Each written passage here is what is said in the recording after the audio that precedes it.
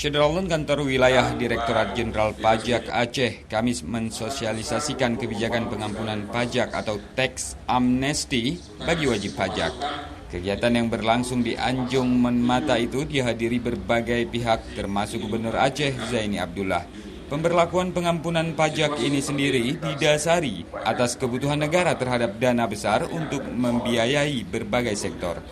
Sementara itu Gubernur Aceh Zaini Abdullah berharap wajib pajak menggunakan kesempatan ini agar tidak bermasalah di kemudian hari. Kebijakan tax amnesty harusnya dimanfaatkan dengan sebaik-baiknya. Jika tidak, resikonya akan sangat berat.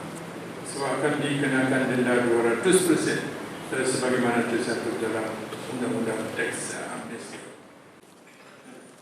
Sekali lagi mengucapkan terima kasih kepada sesuai dengan taib yaitu 30. Tapi sampai sekarang tax amnesty di Provinsi Aceh di Kanwil DJP sudah tercatat ada beberapa sudah ikut.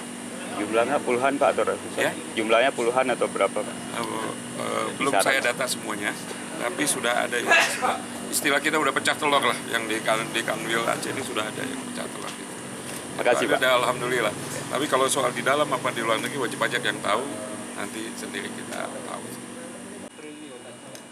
Dari Banda Aceh, Reza Munawir, Serambi On TV.